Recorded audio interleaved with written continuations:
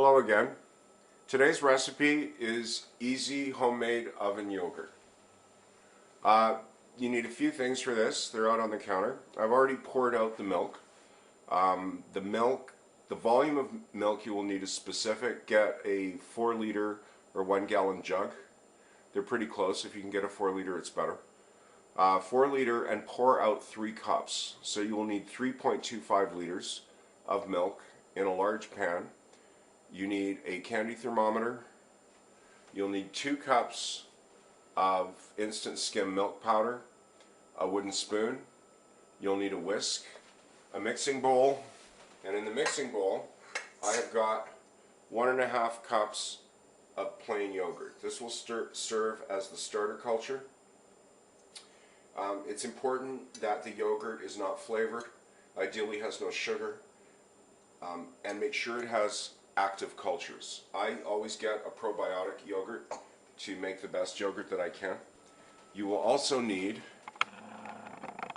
a 4-quart Pyrex pan to make this, which I'm going to sterilize now.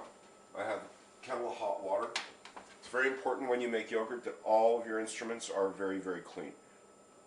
The process of yogurt making is incubating good bacteria, and you want to make sure that you're only having the good bacteria and not the bad bacteria in your yogurt. So after the water's in, this will cool. You just let that cool down. The next step is to heat up your oven. I heat mine up to 200 degrees for 10 minutes and then turn it off. Okay, so I'll just let that warm up. I'll also start the milk up at medium heat.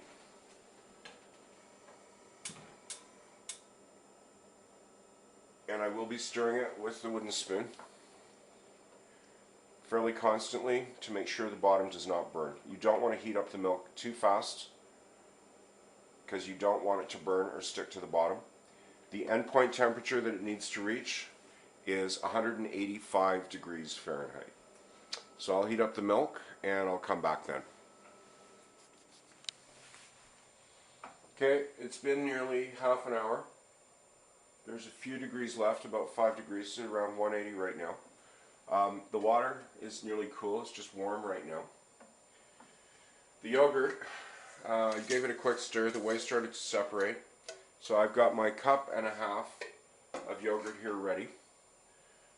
And when it reaches the correct temperature, you can see how the appearance of the milk has changed. It's getting thicker and it's frothy and it smells really good and it's steaming. What I will do now is I will move this all over to the sink to cool it down rapidly. I've got the sink filled with cold water. Okay, so I moved the pan to the sink. It's been in here for about 5 minutes. I just checked the oven temperature briefly by turning it back on. It's around 150 right now. Now the key to this is you don't want the temperature so hot that it kills the bacteria, and you don't want it so cold that the cultures don't begin to grow. Okay? If you're using a yogurt maker, the yogurt maker maintains the temperature for you. When you're making this one, what you have to do is you have to get a higher temperature gradient that will go down and begin the culture process. Like you're sort of meeting it halfway through. So this has only been in the sink for about 5 minutes.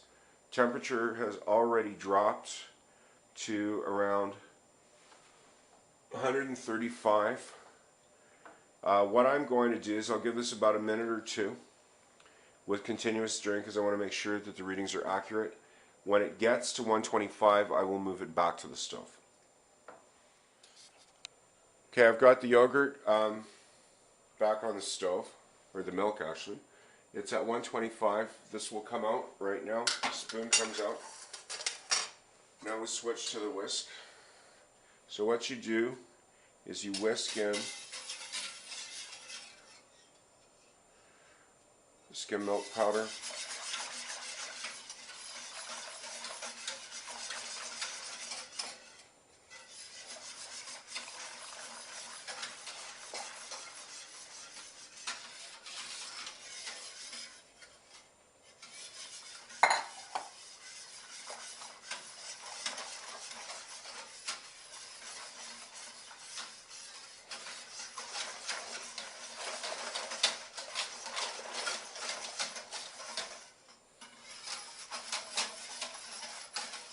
Okay, so that's in. I don't need a lot of milk, but I do need some, so I'll just get some in this bowl. It's about a cup or two. And I'll put that into the yogurt that has been on the counter at room temperature and whisk.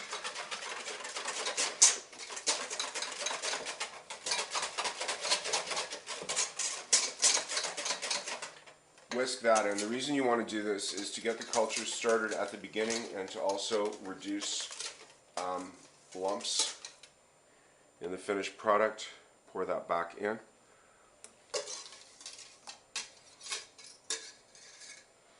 Okay. Stir that in.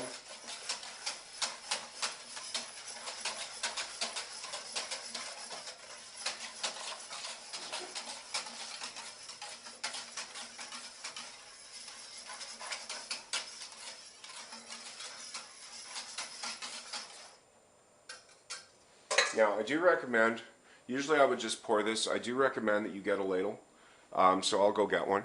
Once you get practice, you can just pour the yogurt right into the pan, but if you're not good at it, it'll splash. So I'll be back in a second. Okay, so I've got a ladle, and what I'm going to do is I'm going to transfer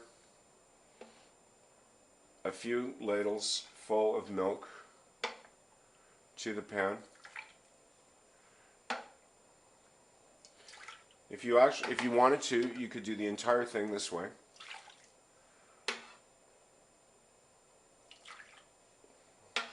I prefer just get enough in so I don't get a splash, and then I'm going to come back and I'm going to pour it.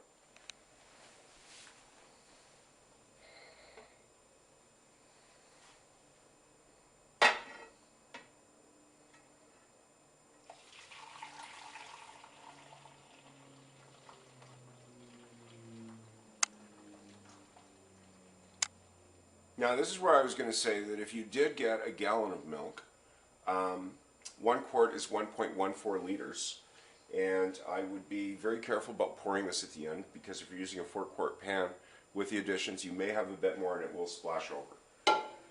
So you might want to be careful for the last couple of cups. Okay, so I'm going to move the camera again so I can get a good shot of this going in the oven. Alright. So you get one shot at this. Make sure you get it right. Pick up the pan very carefully.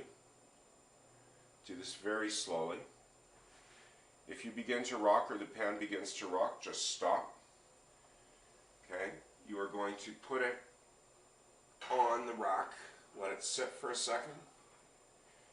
Now this one is starting to rock. I'm just going to wait because I do not want to be cleaning up burnt milk off the bottom of the oven. There, that's in. The oven is still warm. Close it right away to keep the heat. Okay, it's been about 10 and a half hours since I put this in. I just got home from work. I took this out of the oven so you can see. Remember when I put it in, it was slopping all over the place? Well, there you go. Okay, we have yogurt beyond a shadow of a doubt. What I'm going to do is I'm going to start transferring this to a container that I have cleaned and ready. Some people would scrape the stuff off the top. The milk has gotten just a little crunchy in the meantime. You could, but I find you'll lose a lot of it. So you can see the consistency. And this is at room temperature. After this is in the fridge for a few hours, it should take about 3 or 4 hours to set properly. You got some really good yogurt that you can then flavor either with some syrup, sugar, fruit, whatever you want. One last note I forgot to mention. If you use 2% milk, it is going to take a lot longer. I use 3% milk, so I got away with 8 or 10 hours. You should add probably another 6 or 8 hours if you're going to use 2%. I wouldn't even bother with skim. So, once again, thanks for watching, and I'll see you again.